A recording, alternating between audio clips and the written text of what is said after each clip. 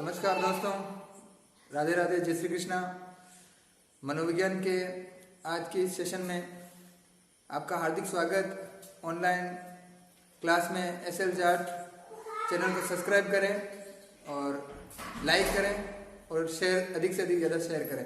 तो हमने कल मनोविज्ञान का परिचय पढ़ा था और आज हम मनोविज्ञान की क्रमिक विकास का अध्ययन करेंगे।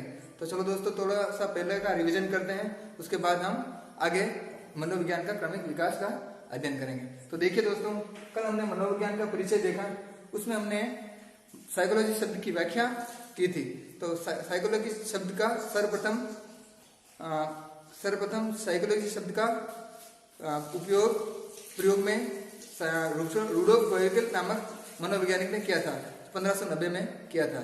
तथा उन्होंने साइकोलॉजी शब्द की दो व्याख्या गेरिट नामक मनोवैज्ञानिक ने की थी। साइकी प्लस लोकस, जिसका अर्थ होता है मनोविज्ञान, साइकोलॉजी का है मनोविज्ञान का अध्ययन होता है। तथा दोस्तों, इसके बाद हमने समझा था मनोविज्ञान के जनक अरस्तु को कहा जाता है, फादर ऑफ साइकोलॉजी अरस्तु को कहा जाता है। तो हमने कॉल्सनिक मनोवैज्ञानिक के अनुसार हमने प्लेटो को माना जाता है, ये हमने सीखा था। तो दोस्तों, इसके आगे आज हम क्लास को बढ़ाते हैं। तो मनोविज्ञान के क्रमिक विकास के अध्ययन करेंगे आज।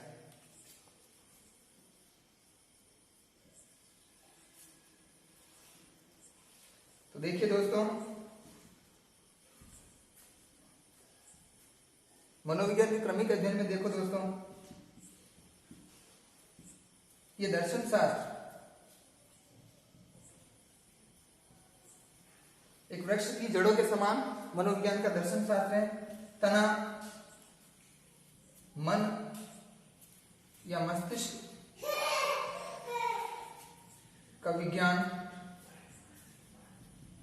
कहा जाता है। इसके बाद मनोविज्ञान में आगे की शाखाएं चेतना का विज्ञान,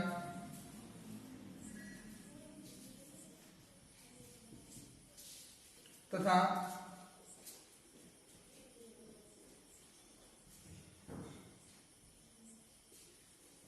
शाखाओं के रूप में चेतना का विज्ञान, तब व्यवहारवाद, व्यवहार का विज्ञान। तो दोस्तों, हम इन शाखाओं के बारे में पढ़ेंगे। बट सर्वप्रथम मनोविज्ञान दर्शन शास्त्र के बाद फिर मन और मस्तिष्क का विज्ञान आया, उसके बाद चेतना का विज्ञान आया और उसके बाद व्यवहार का विज्ञान आया। हम इनका एक वृक्ष के रूप में अध्ययन कर रहे हैं और आज हम इसका क्रमिक एक के साथ एक अध्ययन करेंगे। दोस्तों देखिए आगे,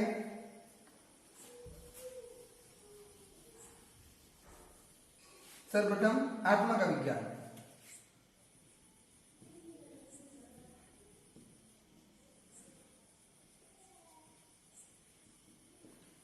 देखिए दोस्तों, आत्मा के विज्ञान से संबंधित वैज्ञानिक प्लेटो,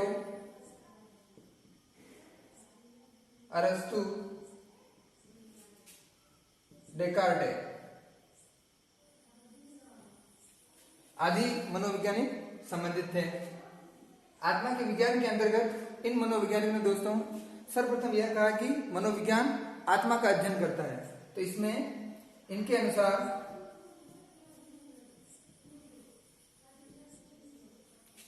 342 ईस्वी से 1600 ईस्वी तक मनोविज्ञान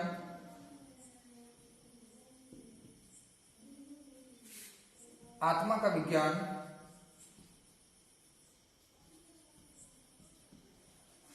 कहलाया।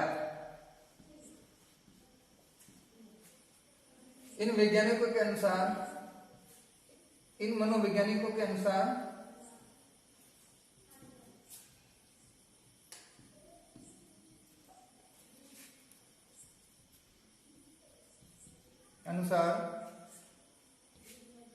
मनोविज्ञान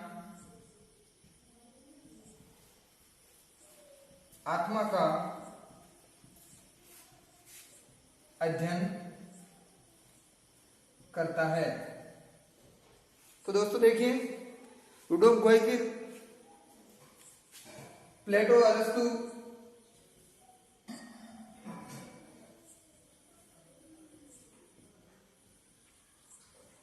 प्लेटो, अरस्तु, डेकार्ट, रुडोल्फ गोइकर आदि मनोविज्ञान आत्मा के विज्ञान से संबंधित थे।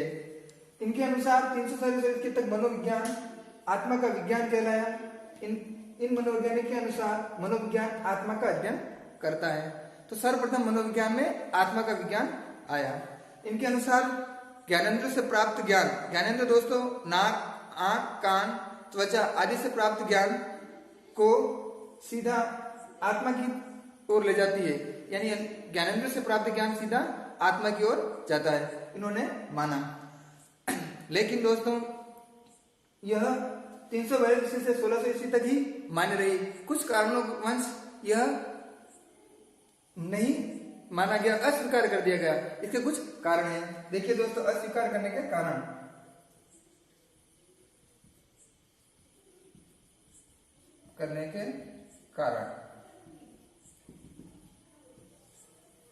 क्योंकि दोस्तों आत्मा एक अमूर्त होती है। आत्मा का कोई रंग, रूप, आकार, स्वाद नहीं होता है। अतः यह मनोवैज्ञानिक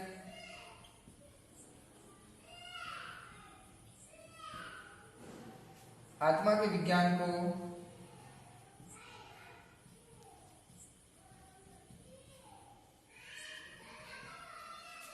आगे नहीं बढ़ा पाए।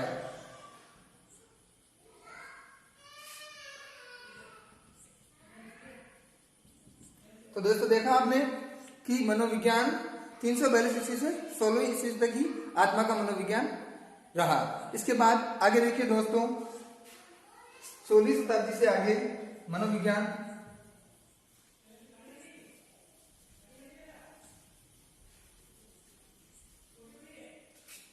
इसके बाद दोस्तों देखिए मनोविज्ञान के अंतर्गत दूसरी शाखा आई मन व मस्तिष्क का विज्ञान। इसके अंतर्गत पंपोनोजी,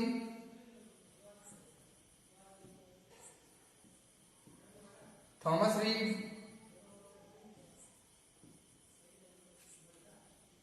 लिब्जिन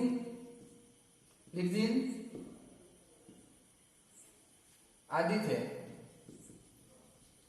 इनके अनुसार मनोविज्ञान मस्तिष्क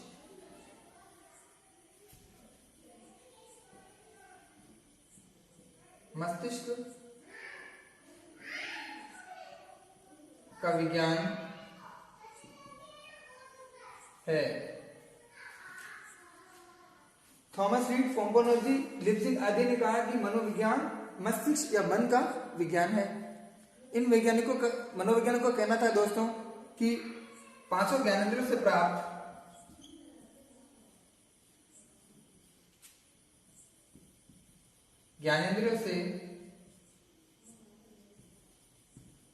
ज्ञान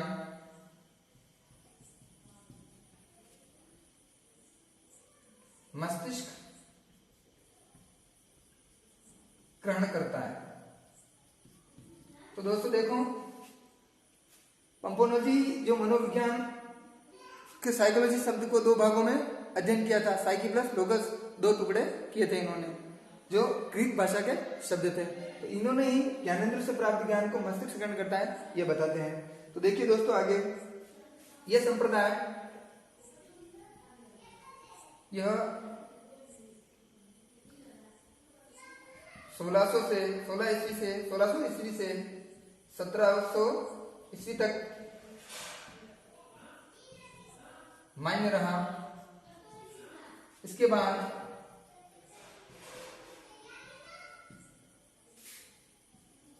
इसको भी अस्वीकार कर दिया गया।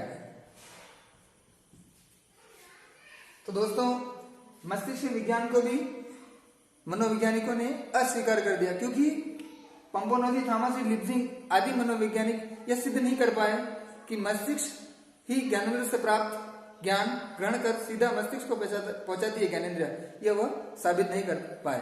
तो 1617 ईस्वी तक यह स्वीकार्य रहा और उसके बाद इसे अस्वीकार कर दिया गया, क्योंकि यह मस्तिष्क के कार्यों का वर्णन नहीं कर पाए थे। तो दोस्तों देखिए, इसके बाद अगला तीसरा देखेंगे दोस्तों हम अपन मस्तिष्क के विज्ञान के बाद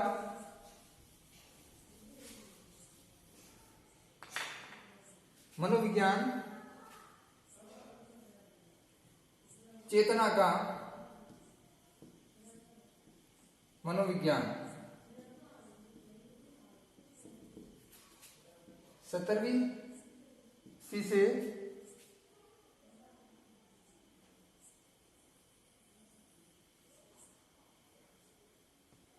17वीं ईस्वी से आगे तक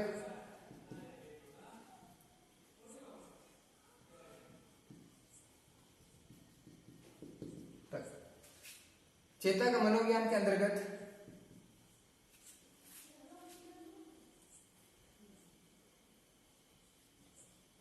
William Wundt, William James,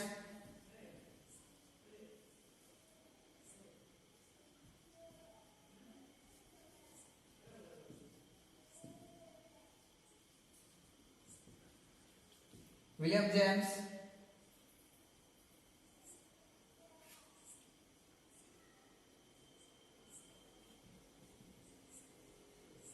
James सली, वाइस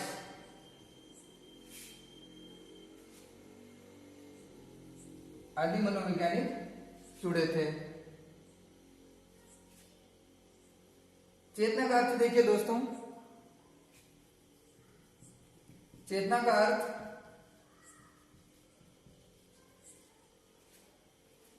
चेतना या संवेदना भी कहते हैं दोस्तों इसे,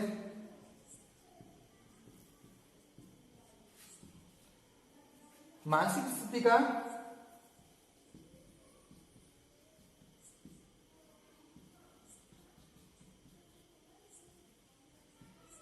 आंतरिक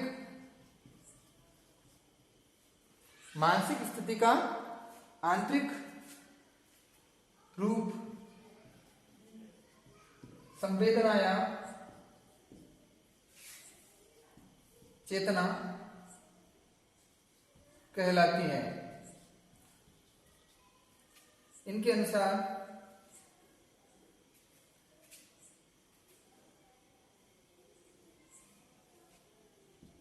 तो दोस्तों, विलियम वुंट ने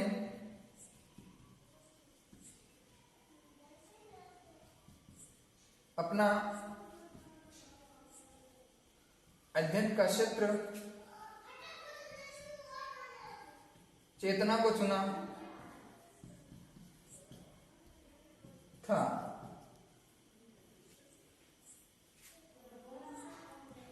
मानसिक पीढ़ी का प्रथम ज्ञान चेतना कहलाता है। तो दोस्तों देखेंगे, चेतना का मनोविज्ञान 17वीं शताब्दी से 19वीं शताब्दी तक रहा। William Wundt, William James, James सली, वाइस आदि इस शाखा से सम्मिलित थे। चेतना का अर्थ है मानसिक स्थिति का आंतरिक स्वरूप, संवेदना या चेतना कहलाती है दोस्तों। विलियम वुंट ने अपना अध्ययन का क्षेत्र चेतना को चुना था। मानसिक पीढ़ी का प्रथम ज्ञान चेतना कहलाता है। इसका अर्थ है दोस्तों, जब अपनी ज्ञानेंद्रिया किसी का प्रत्यक्षकरण करती है, उसके बाद संवेदना होती है। तो इन्होंने बताया कि अपना ज्ञान प्राप्त कर सीधी चेतना को देता है। इसके बाद उन्होंने आगे और अध्ययन किया।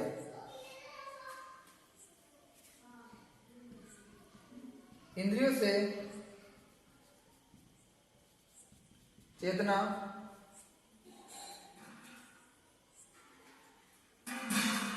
फिर संवेदना और संवेदना के बाद प्रत्यक्षीकरण होता है। वुंट ने चेतना के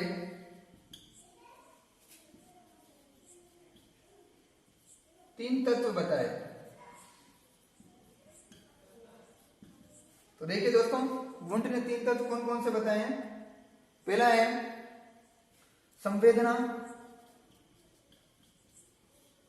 दूसरा है दोस्तों भाव, और तीसरा है दोस्तों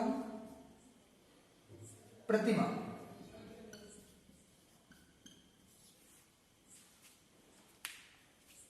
चेतना के मनोविज्ञान के अंतर्गत चेतना का अर्थ होता है दोस्तों मानसिक स्थिति का आंतरिक संवेदना चेतना कहलाती है। वुंट ने अपना अध्ययन का क्षेत्र चेतना को चुना। इंद्रियों से चेतना, चेतना से संवेदना, और संवेदना के बाद मनुष्य अपन लोग प्रत्यक्षीकरण करते हैं। वुंट ने चेतना के तीन तत्व बताए दोस्तों, संवेदना, भाव और प्रतिमा। आगे देखेंगे।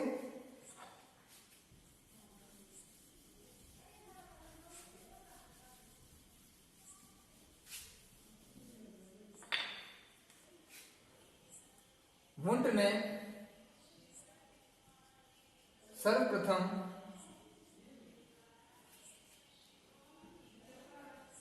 जर्मनी के लिप्जिंग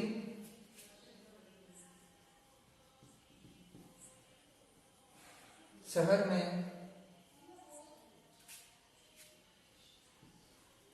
कार्ल मार्क्स विश्वविद्यालय में मनोविज्ञान की प्रथम प्रयोगशाला की स्थापना की। दोस्तों, विलियम वुंट ने जर्मनी के लिप्जिंग शहर में कार्ल मार्क्स विश्वविद्यालय में मनोविज्ञान की प्रथम प्रयोगशाला की स्थापना की। यह मनोविज्ञान में एक प्रथम प्रयोगशाला कही जाती है। यह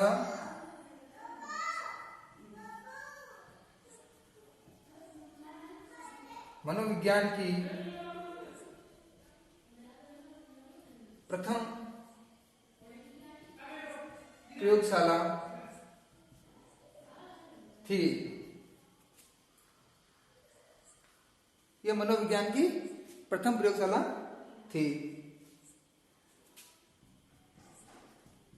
विलियम वुंट ने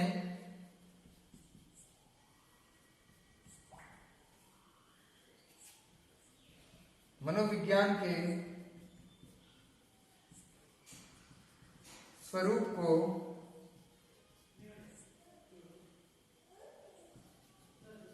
प्रयोगात्मक बनाया। इन्होंने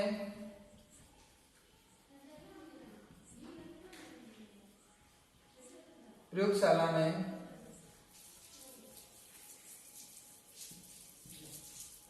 चेतना या संवेदना पर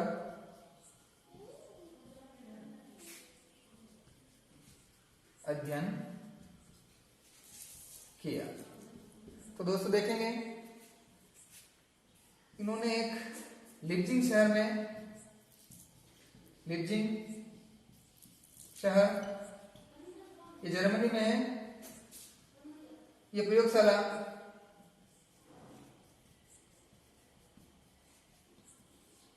बनाई और इसमें चेतना का अध्ययन किया।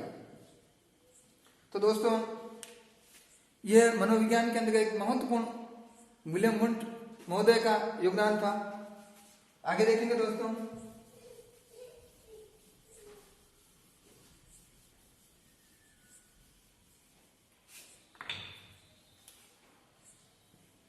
(1880) के लगभग वुंट महोदय के प्रयोगशाला की स्थापना से मनोविज्ञान को दर्शन शास्त्र से अलग कर दिया गया। तो दोस्तों 1880 के लगभग वुंट की प्रयोगशाला की स्थापना के साथ ही मनोविज्ञान पहले दर्शन शास्त्र के अंतर्गत पढ़ा जाता था, लेकिन इनके प्रयोगशाला स्थापना के बाद मनोविज्ञान दर्शन शास्त्र से अलग कर दिया गया।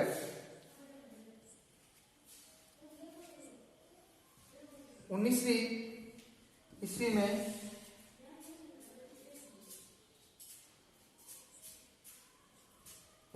तक मनोविज्ञान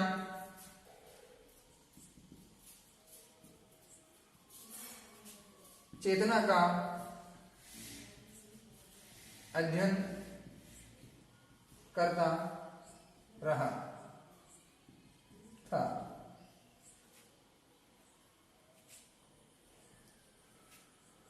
तो दोस्तों देखिए, 19वीं सदी तक मनोविज्ञान चेतना का अध्ययन करता रहा। विलियम वुंट महोदय ने सर्वप्रथम अपनी प्रयोगशाला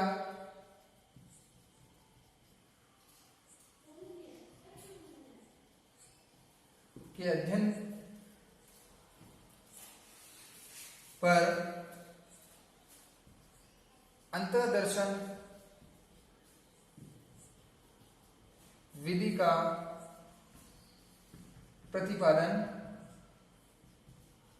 किया। दोस्तों विलियम वुंट ने मनोविज्ञान की प्रयोगशाला की स्थापना करने के बाद वहां पर जो चेतना पर अध्ययन किया, उसी का निष्कर्ष निकला कि उन्होंने अंतर्दर्शन विधि का निर्माण किया। तो एक सर्वप्रथम विधि थी, एक वस्तुनिष्ठ विधि थी, जिसके द्वारा मानव अंतर्दर्शन द्वारा अपना व्यक्तित्व प्रशिक्षण कर सकता था। यह पहली विधि मनोविज्ञान की प्रयोगशाला से आई थी, जो विलियम वुंट लाए थे दोस्तों। इसके बाद आगे देखिए दोस्तों, तो 19वीं सदी के बाद दोस्तों मनोविज्ञान चेतना के विज्ञान तक सीमित रहा। आगे देखिए 19वीं सदी के बाद 19वीं सदी से वर्तमान तक मनोविज्ञान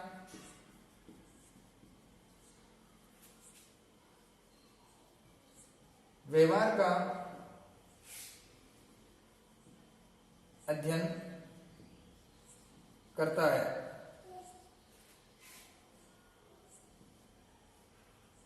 व्यवहार के अंतर्गत प्राणियों, पशु, पक्षी,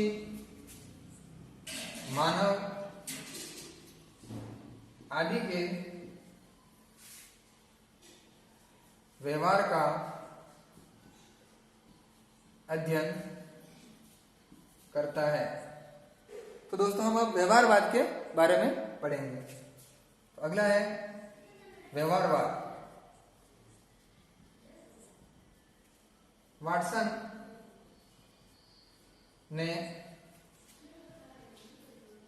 व्यवहारवाद के जनक माने जाते हैं। चेतना के बाद जो वर्तमान में भी मनोविज्ञान अध्ययन करता है, वो व्यवहार का अध्ययन करता है। इसके जनक, व्यवहारवाद के जनक वाटसन को माना जाता है दोस्तों। आगे देखिए व्यवहारवाद में व्यवहारवाद के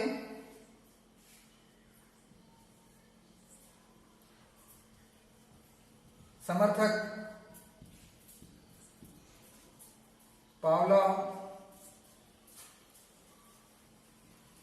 स्किनर, मैकडूगल,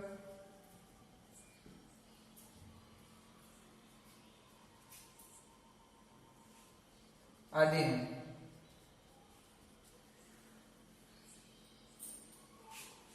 तो देखिए दोस्तों, व्यवहारवाद के जनक वाटसन को माना जाता है। तो इनके अनुसार मानव प्राणी, पशु, पक्षी, मानव आदि के व्यवहार का अध्ययन करता है। और व्यवहारवाद के समर्थक पावलोव, स्किनर, मैकडूगल आदि हैं। तो दोस्तों, हमने पढ़ा कि सर्वप्रथम मनोविज्ञान ने आत्मा का अध्ययन, आत्मा के मन व मस्तिष्क का अध्ययन, चेतना का अध्ययन, उसके बाद मानव व्यवहार का अध्ययन कर, इसी क्रम के अनुसार बढ़ता गया मनोविज्ञान। और वर्तमान में मनोविज्ञान मानव व्यवहार का अध्ययन करता है। तो देखिए दोस्तों,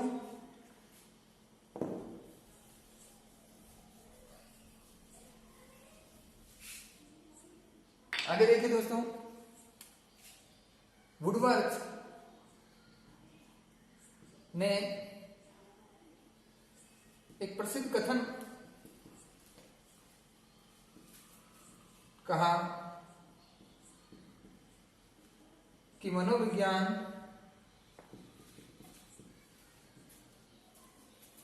ने सर्वप्रथम अपनी आत्मा तथा चेतना को खोया तथा मस्तिष्क का त्याग किया तथा वर्तमान में व्यवहार को अपनाया है। दोस्तों, ये प्रसिद्ध कथन वुडवर्थ ने कहा कि मनोविज्ञान ने सर्वप्रथम अपनी आत्मा को त्यागा, फिर चेतना को खोया तथा मस्तिष्क तथा वर्तमान में व्यवहार को अपनाया हुआ है। यानी सर्वप्रथम मनोविज्ञान ने आत्मा को अस्वीकार किया गया था, फिर चेतना को, फिर मन मस्तिष्क के विज्ञान को अस्वीकार किया गया, और अभी वर्तमान में मनोविज्ञान व्यवहार का अध्ययन कर रहा है। आइए दोस्तों, इंपॉर्टेंट कुछ चीजें हैं, बिंदु उनको लिखें। व्यवहार शब्द का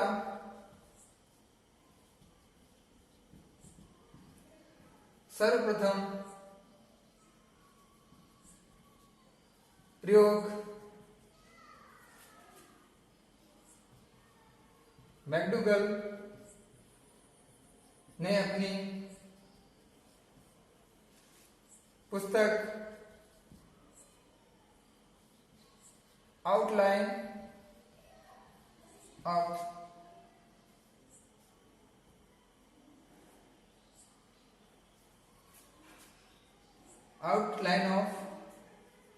साइकोलॉजी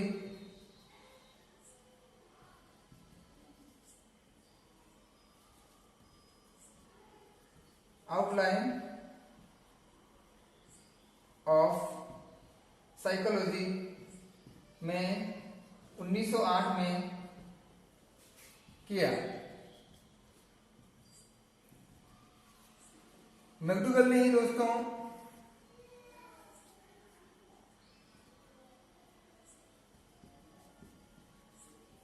अपनी पुस्तक में चेतना शब्द को एक बुरा शब्द बताया था, क्योंकि दोस्तों मैकडूगल ने चेतना शब्द को एक बुरा कहा था। तो सर्वप्रथम हमने आज मनोविज्ञान का क्रमिक अध्ययन किया दोस्तों। एक बार हम रिवाइज करेंगे। सर्वप्रथम मनोविज्ञान ने आत्मा को धारण किया, आत्मा के बाद मन व मस्तिष्क, मस्तिष्क के बाद चेतना का विज्ञान आया, चेतना के बाद व्यवहार का विज्ञान आया। तो दोस्तों आज इतना ही, इसके आगे हम फिर अध्ययन करेंगे। धन्यवाद। चैनल को सब्सक्राइब करें, अधिक से अधिक लाइक करें। सबको धन्यवाद। Thank you. जय हिंद।